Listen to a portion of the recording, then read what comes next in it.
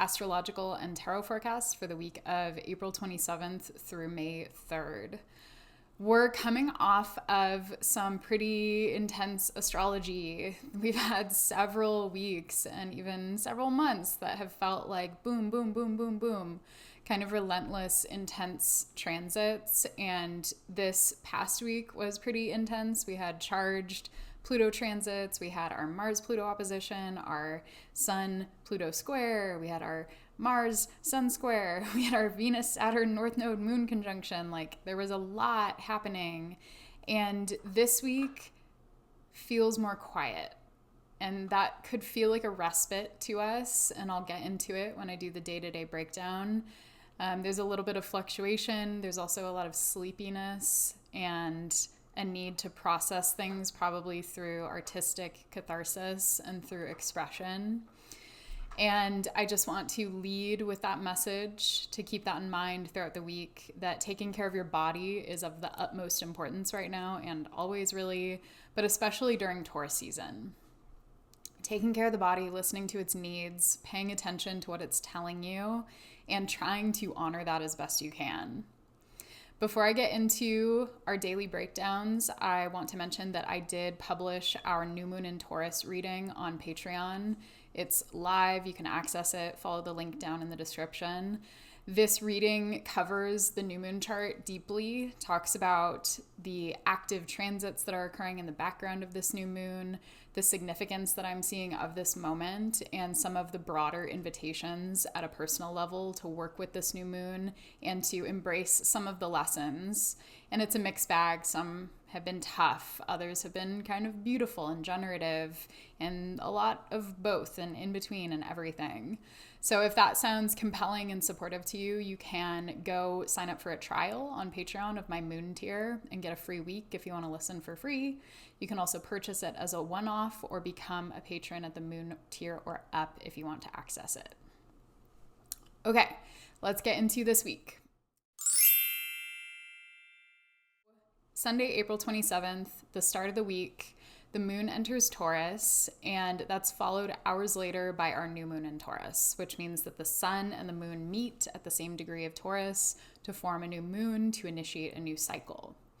So to begin with the moon entering Taurus, the moon is technically traditionally exalted in the sign of Taurus, and that means that it's a place where nourishment and support and security are really emphasized, and the moon tends to feel like its needs are either met, or, to be a little less explicit about it, there's a sort of deliciousness that's appreciated. When the moon is in Taurus, we're really attuned to the sensual. We're focused on our material, physical needs. We're wanting to maybe slow down and pay attention to the body. This is like perfect show up 10 minutes late weather. Taurus is not really a sign that's known for like being super on time or rushing. We like to take our time, and you might like to take your time under a moon in Taurus transit, whether that's luxuriating in the bath or slowing down to really appreciate a meal or going on a long walk through nature and really appreciating the beauty and the sensuality of that experience, connecting with a lover or a friend, someone who you feel safe and grounded with. These are really beautiful ways to work with moon in Taurus, and again, to pay attention to what this 3D corporeal form that you're living in is telling you. The moon in Taurus really receives a lot of intuitive messages through the body, through the physical senses, and that could be opened up and sort of accentuated for you throughout this period. The new moon in Taurus, not going to go deep because I did a deep reading on this new moon on my Patreon again, so you can go listen to that if you want to. But this new moon has a lot of tension. It's featuring a fixed T-square with the sun, the moon, Mars in Leo, and Pluto in Aquarius. And the tension of that T-square is very, very loud, and you'll continue to feel it. It is dissipating because that Mars-Pluto opposition was exact on Saturday, April 26th, and so it's now separating and the intensity is lessening. But that doesn't mean that the intensity is gone or that whatever we experienced is over. If you are someone who has early degree fixed placements, like planets or angles in like 0 to 5 degrees of Taurus, Leo, Scorpio, or Aquarius, then you very likely felt the surge of this opposition, and you're probably kind of coming down from that this week. Maybe you felt really activated or triggered, or there was something that set you off or set people off around you. Situations that felt like there were power games or manipulations or intensity or anger and rage, and this desire to really kind of exercise that rage through relationships or through action or ferocity or aggression. You felt that kind of activation and you felt set off, or if other people around you did, you're going to need some time to recover. Whatever was coming up for you, probably fear, anger, like intense emotions, are likely under that weather. That stuff is not just poof gone. And so your body needs space to restore. It needs tending, it needs care, it needs rest and recalibration, and maybe a little bit of distance from whatever it is that's been getting under your skin or activating you, if you're capable of taking distance from that. This new moon, again, I'm trying to not go super deep because I've talked about it a bunch, but there is a lot of potential here for us to change our minds or to change our approach and to really root into self-worth. If you've noticed yourself abandoning you or sort of setting your own priorities or values aside recently, if you've noticed yourself sort of neglecting the material needs that you have, or really getting lost in whatever, a relationship, a job, social media, like if you found yourself sort of scattered, which a lot of us are, right? It's a normal coping mechanism when things are intense, especially collectively, is to kind of fold in and to go towards something that feels a bit escapist. And that's okay. That's a normal way to cope with intense reality. And we need to touch base with our bodies. We need to come back to us. We need to restore and find ways to kind of return and root into our own natural energy. And I'm really speaking in Taurus right now. And so I realize that that's not necessarily an obvious translation for a lot of people, but it's something that I, as a Taurian person, really feel somatically when I'm in myself. I feel grounded, I feel sturdy, I feel sensual, I feel like I'm in my body. And that feeling, that sensation is something that we can all reach toward throughout this new moon, especially if we're healing or recovering from something difficult. How can you really practice being in your body right now? On Tuesday, April 29th, the moon then enters Gemini. And so this is a pretty sharp shift in terms of our felt energy and the sort of emotional quality of the moment. The moon in Gemini is ruled by Mercury, and so we're going from Venus into Mercury. And with Mercury, there's stimulation or the desire for stimulation. We might want a lot of conversation, or we're craving things that sort of zap into our attention field and then out. Things feel a bit faster, and we're wanting to process and chew on ideas and maybe like listen to a podcast, read a book, talk to a friend, scroll. Like there's this desire to feel stimulated and alive and to have something capture our attention. And that can sort of pull us away sometimes from whatever maybe aches we're experiencing, or if not pain, it could just pull us away from the moment. And again, not something that's necessarily bad or wrong, but just something to pay attention to. When the moon enters Gemini, we're kind of wanting to zip out of this new moon energy and get into something different and transition into another state of being. And can you just kind of slow your roll a little bit and pause and more intentionally transition between energetic states, between tasks, between conversations? Can you pause and check in with yourself, check in with your body before you just move along? On Wednesday, April 30th, Venus enters Aries. And so we're getting close to the tail end of Venus clearing her post-retrograde shadow. Venus is now in Aries, and so we're in sort of the second chapter of the post-shadow. Venus is direct, and so the retrograde is over. As of April 12th, Venus has been direct for a little over 2 weeks. But she's retracing her steps over the territory that she retrograded over. And so we are also performing some kind of reassessment or cleanup or confrontation even with some of the material that came up throughout that Venus retrograde. So as Venus enters Aries, there's a sharp shift to this Taurus season because Venus is the ruler of Taurus and therefore the ruler of our Taurus sun. And when Venus moves from Pisces to Aries, we get that sharp shift from mutable water into cardinal fire. And that impacts the quality of the season. That impacts the moment, and the way that we feel into Taurian things shifts from watery Pisces into fiery Aries. We might be feeling more impulsive in Venusian realms, whether that's love and connection or our art practices or like our desire for fun and sensuality. We might want to like get out there and like go to a show and go see friends or go on dates or like, go to the nursery and go buy a bunch of plants or like redecorate. Like there's this desire to kind of speed things up and go towards something more impulsively. Whereas in Pisces, we were sort of swimming in the ethereal realm and exploring maybe the spiritual side of connection. And in Aries, it's like, let's get after it. Let's do the thing. So it's much more like visceral and less sort of traditionally emotional. And I don't mean that Aries is not emotional. Aries can be very emotional, but like more so that that's not the focus per se. Instead, it's like, what action can I take and what can I really kick into gear right now?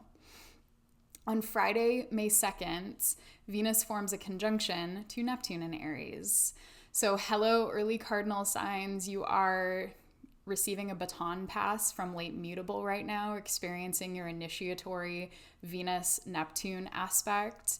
And this is a pretty remarkable moment because Neptune has just entered Aries a few weeks ago, and now Venus is meeting up post-retrograde and post-eclipse season to merge with Neptune. And the word merge, emphasis there, because when Venus is conjunct Neptune, we do crave the merge. We want to merge with our lovers. We want to merge with the music. We want to merge with the experience.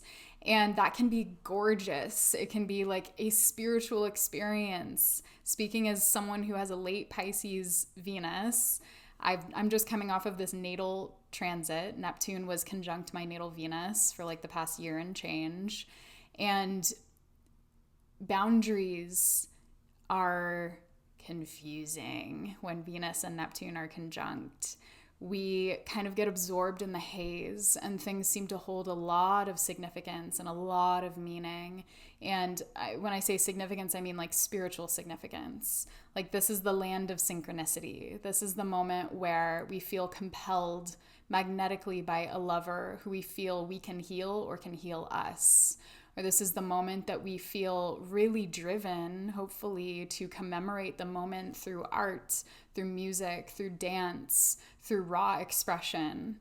And that can be this gorgeous elevation of the Venus-Neptune experience, is to actually sort of like sanctify, is that even the right word? I don't know, but like to commemorate, to hold, to crystallize, to kind of hold in amber the beauty of the moment, and to do that through artistic practice especially. And art doesn't have to mean like painting or drawing or making music. There are so many ways to make art. And to make art of life is something that as a Venusian, I feel very deeply connected to, is to live artfully, to live as though you are creating a sort of masterpiece, as though you are totally feeling and opening up to the magic and potency of the moment. And that is Venus-Neptune language, absolutely. And that's something that we're being collectively invited into and sort of initiated into with this Venus-Neptune conjunction in Aries. It's a new era. We experienced the Venus-Neptune conjunction in Pisces, and now it's in a new sign. Now it's very different. And yet there are a lot of through lines. And so you might notice that themes from the last few months are coming back around again, paired with Venus retracing her steps and now forming a conjunction to Neptune, you're very likely to notice that themes from like end of January through now are really, really alive. And so take this moment and really embrace the sensory information that's coming through to you. Embrace the lessons that are coming through in connection, and especially focus on what helps you feel true to you in terms of being in integrity. Like, do you feel like you are in integrity? And where do you need to sort of reinforce your boundaries or embrace the magic of the moment and like let it be, let it soak you up, let yourself feel it all. It's interesting coming off of this Venus-Saturn weather, there can be this desire for rigidity. Like, I need to hold the boundary. I need to do the thing that I said I was going to do. So help me God. I need to like hold a hard line. I need to like push this away so that I can remain safe. And that is very different from the Venus-Neptune weather. It's sort of stark contrast. Venus-Neptune is ready to like bleed for love. Venus-Neptune is ready to really embrace the allness of it, to feel it, to open up to it, and to experience the moving power of it and the resulting soul growth and lessons that come from that experience. So this transit, while complicated and might be kind of spicy or dicey or confusing, disorienting, a bit dissociative, especially for my fellow Venusians, and especially for early cardinal people. So Aries, Cancer, Libra, Capricorn, if you have planets or angles in like early, like 0 through 3, 4, especially, you're going to feel this. And so what is this moment inviting you into? And what can you do to stay relatively grounded while also embracing the magic and power? Okay, let's get into our tarot. Tarot reading for the week of April 27th through May 3rd. Beginning with our anchor card this week, we have the 3 of Air reversed, aka the 3 of Swords reversed. So in this deck, there's a figure who's crying, and she's in front of this big moon. It looks like a full moon in this deck, and we have roses overhead, and there are 3 gardening shears that are sort of in front of her, and she's clearly grieving something or has been upset or hurt by something, and she's wiping tears off of her face. I'll hold it upright so you can take a good look. And the first thing that comes to mind for me with this is that it almost looks like she's watching someone walk away. You can see that like her eyes are fixated on something or someone in the distance, and she's wiping these tears off, and I'm almost imagining that she's saying goodbye to someone who's like getting on a train and leaving. And it reminds me of this Tom Misch song that I'll link below if I can remember the name of it. I think it's called Movie, actually. And with the 3 of Swords, we're experiencing pain. There has been a painful ending or betrayal, or something has rattled us and it's stuck in our mind. We're probably ruminating. We're probably having trouble getting good sleep. We're probably struggling to move on from it and feeling like we're kind of fixated on some painful idea that has come from this emotional pain. And so sometimes the 3 of Swords, because it's air energy, which deals more with the intellect, often the 3 of Swords brings us into the like hurtful, harmful mental patterns that result from trauma or pain or loss or betrayal or abandonment. Like we go through an experience and then it begins to crystallize in our minds as some type of idea that reinforces our pain. And with the 3 of Swords reversed, sometimes that means that we're ready to remove the swords from our hearts.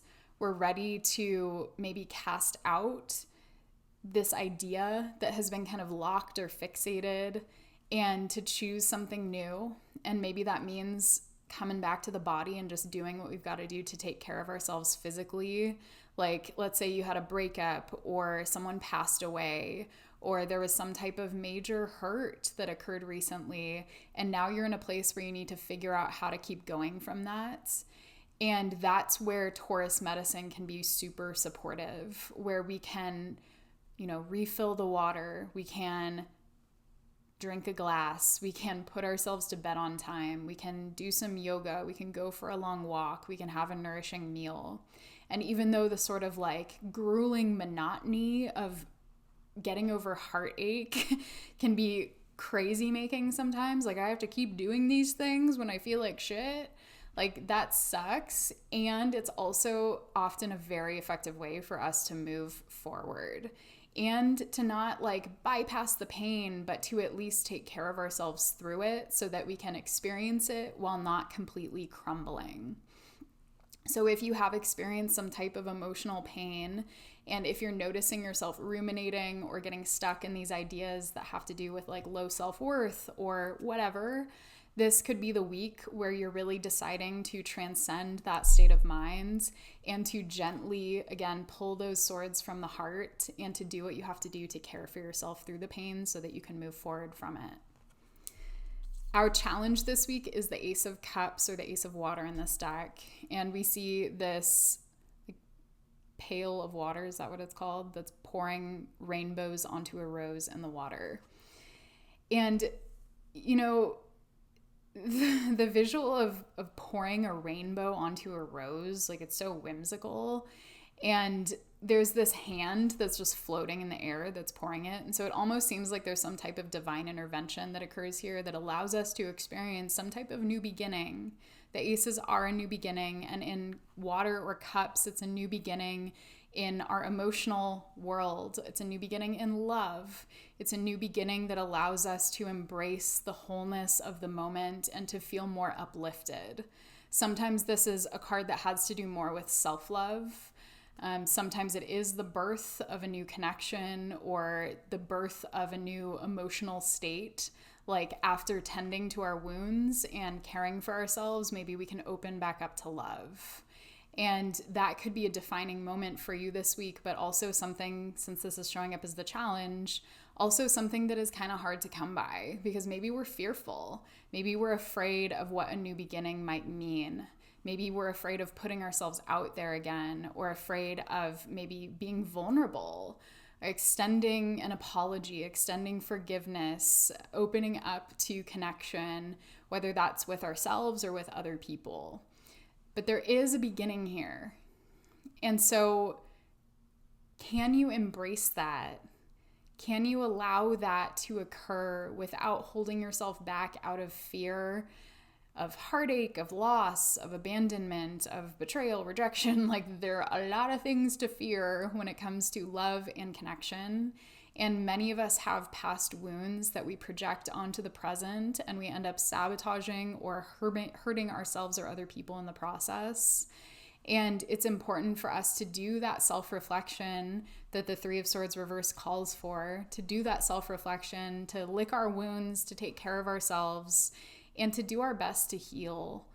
And in healing, whether it's individually or in relationship, we can open up to the healing power of love once more.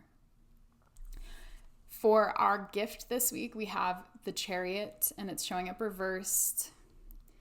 This card is typically associated with the sign of Cancer. And in this deck, we see a figure, kind of an old-timey figure. It looks like they're in the 50s or something. And they're driving in a convertible down like a road that's on the edge of a mountain. And they have two cats that are in their car, which is cute. And they have these dried flowers hanging from the rearview mirror, and they're looking at their cats with like a lot of happiness and love. And the cats have little flowers like around their neck. It's super cute. They're like on some type of like road trip with their cats. And they look really content, really happy. It's sunny out. They're enjoying the moment. And the Chariot is about forward movement. And yet it's showing up in the reverse this week, which means as a gift that potentially we're needing to, again, slow down. Maybe it's slow our roll. Maybe we've been moving fast. And part of our lesson from the heartache or loss or whatever that we're experiencing is that we need to slow down. We need to recalibrate. We need to move at a pace that is safe. And this could be that recalibration moment where you decide to move forward differently. You decide that you're not going to go in like guns blazing or like ready to throw it all away or like, whatever, to abandon yourself and to make impulsive choices that can get you into sticky situations. Maybe we double back. Maybe we look at what's unfolded, and the gift is the awareness that comes from that. The gift is the choice to do things differently and to proceed in a different manner based on whatever has come up for you recently. So if you feel like you're striking out, if you feel like things are not going your way, if you feel like you got redirected in a painful way or something crashed out and disappointed you or whatever the case, this might be the moment to really acknowledge the pain and also learn a lesson. It's not to say that like all painful experiences are meant to teach us a lesson, but it feels like there is a lesson here. And this could be a really beautiful moment for you to achieve some degree of self-awareness, clarity around what you want and what you need, clarity around where you're going. And maybe that was kind of the missing piece, is like, what is my vision? Where am I headed? And the fogginess and the sort of cryptic quality of the moment may have withheld that from you, or you may have withheld it from yourself. Maybe like you didn't give yourself space and time to actually consider where you're going. And this is the moment to, again, check back in, to kind of reset and to define either a clear goal or at least a hope or a vision or an intention so that you can move accordingly.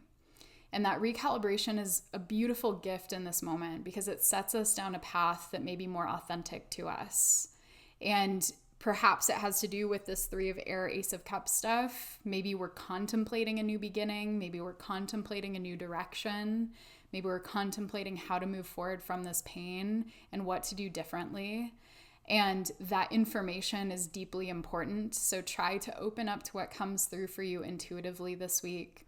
And if you need to pause, if you need to take time, if you need to like slow your roll or ask someone else to, and like take a beat to reassess where you're going and then make a choice, that will very likely serve you. And remember, again, especially for my Venusians and early cardinal folk, that this Venus-Neptune conjunction could obscure our vision or make us like even more kind of optimistic or wishful about an outcome. And that's not a bad thing, because if we're embracing the Venus-Neptune moment, we can daydream our way into some type of reality that we desire. And giving yourself space to dream this week and to really ideate and back up and like fantasize. Like let yourself fantasize. Let yourself build a fantasy around what it is that you want and desire without getting too attached to the outcome.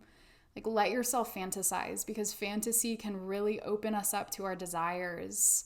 And that is the beauty of a Venus-Neptune transit, is that it allows us to experiment and explore with our desires and to really embrace the truth that we feel coming through, even if it's not a lasting one, even if it's a fleeting desire, even if it goes away next week. Like the thing is, it still matters. And so what kind of Venusian desire magic is present for you right now? And can you let it roll through you? Can you embrace the sensuality and the beauty of the right now? Because that is available. And I think the Chariot reverse is going to help us with the pause. It's going to help us actually get present instead of pushing our way through. So take a beat, reassess, let yourself dream, let yourself fantasize, and then move forward from there. Thank you for listening. As always, if you find these forecasts helpful, please do like or comment if you're on YouTube. subscribe or leave a review if you're listening to this on a podcast platform. And do share it with your friends if you think someone would find it valuable too. And if you'd like to support my work and support these forecasts so I can make them happen every week, you can become a patron.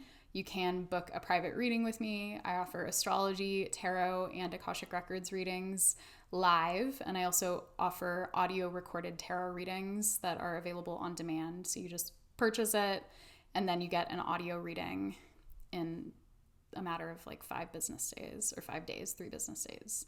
So if that sounds tempting and supportive for you, you can go check out my website. Everything is over there.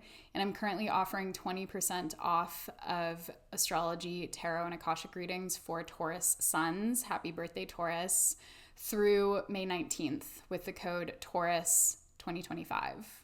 So if you'd like to book a reading for you or for a friend, you can use that code to take 20% off. Just make sure it's for a Taurus sun. Okay, I hope you all have a beautiful week, and I'm sending you love.